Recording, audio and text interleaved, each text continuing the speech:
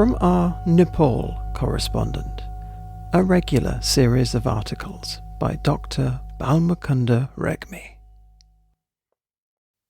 Born unequal, treated unequal.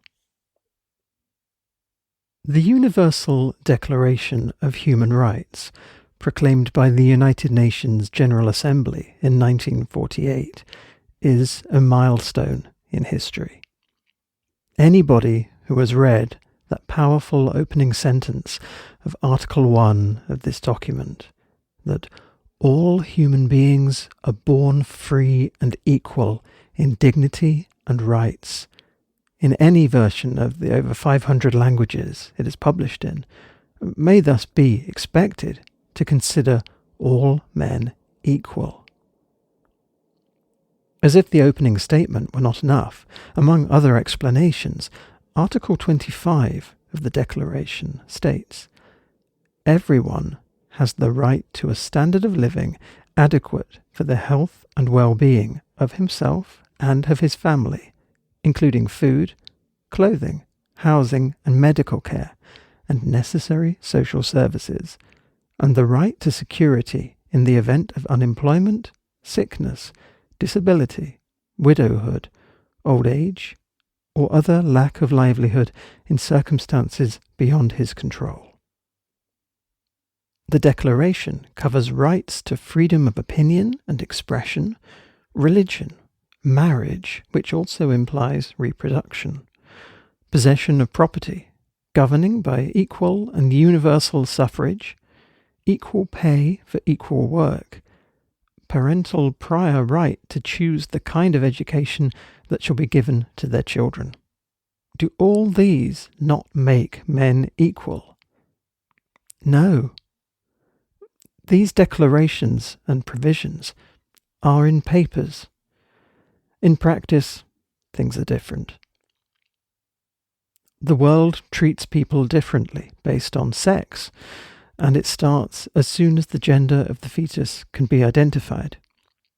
Synthesizing birth data from 1970 to 2017 from 202 countries and regions, and using a modelling method to fill gaps in countries with poor statistics, Wen-Ching Chow of the National University of Singapore and her colleagues wrote in the 2019 15th of April issue of the journal The Proceedings of the National Academy of Sciences of the United States of America. They wrote that excess male births had occurred in some years in Albania, Armenia, Azerbaijan, China, including Taiwan and Hong Kong, Georgia, India, South Korea, Montenegro, Tunisia, and Vietnam.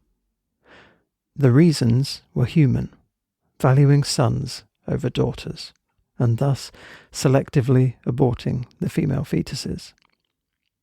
As a result, at least 23 million girls went missing before birth.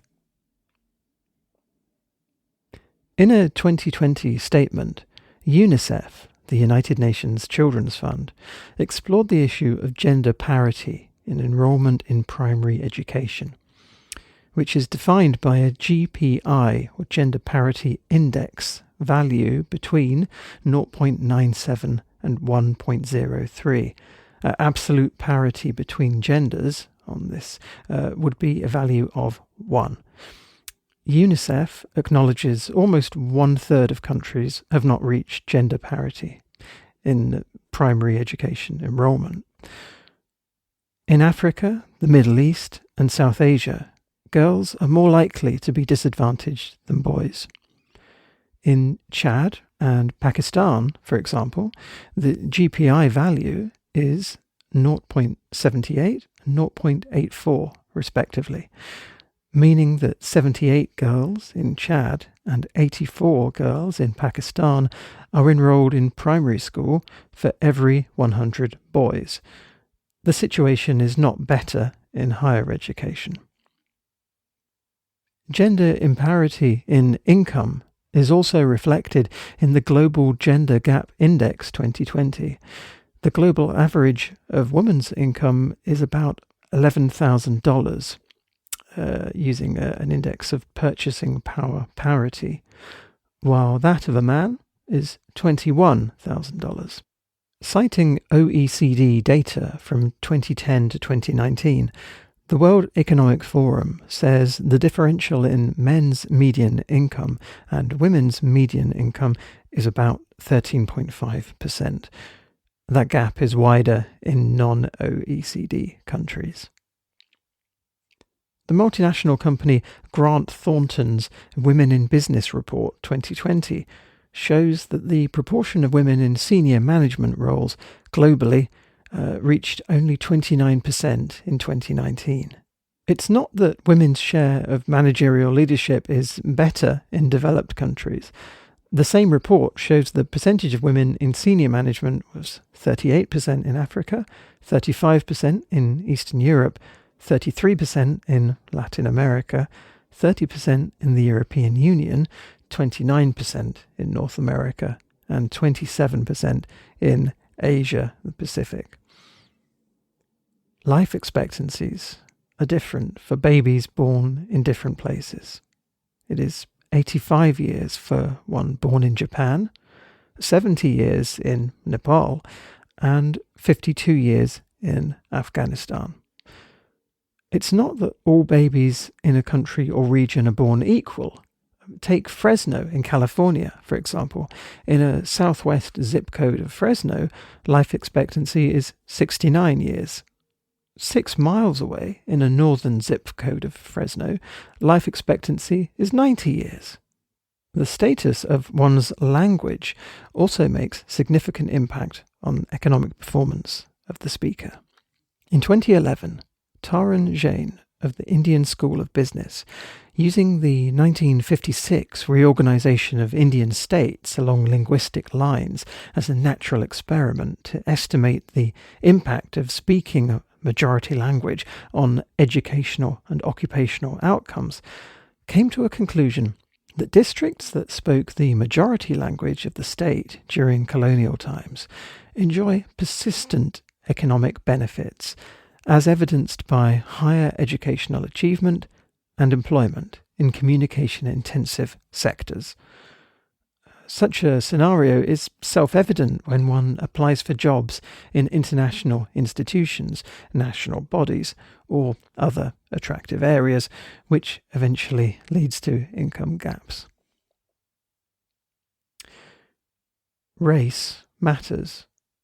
A 2016 UN report on the world social situation shows in a majority of countries where data were available, the share of ethnic and racial minority workers in skilled, managerial, professional and technical occupations is lower than that of workers in the majority or dominant ethnic group. Similarly, people living in rural, remote areas, characterized by poor infrastructure and little access to off-farm work, had poor employment opportunities. In countries like Nepal, many elementary school level brilliant students from poor socio-economic backgrounds are lost on the way to higher education, while poorly performing ones from well-off families are able to receive higher education and then take leadership positions in politics, influential institutions and business firms. More often than not, the ones from affluent and influential families and society find it easier to get established as celebrities. The media will report in a positive light on minute details of those born with silver spoons in their mouths. The poor are also reported, but it is done so just to make the news sellable. Multinational companies make each penny of their profits by overcharging the poor consumers, whilst trying to create an altruistic and philanthropic image by selectively supporting some advertisable persons and projects here and there with a fraction of their own profits. In short, much has been talked, but little has been implemented in creating an equitable society. At present, nowhere on earth are men born equal and treated equal. better we drop the insincere slogan of equality and practice an honest principle of doing no harm to fellow men. Thank you for listening, and as ever, we are indebted to the author of that article, Dr. Balmukunda Regmi, Professor of Pharmacy at Tribhuvan University in Nepal.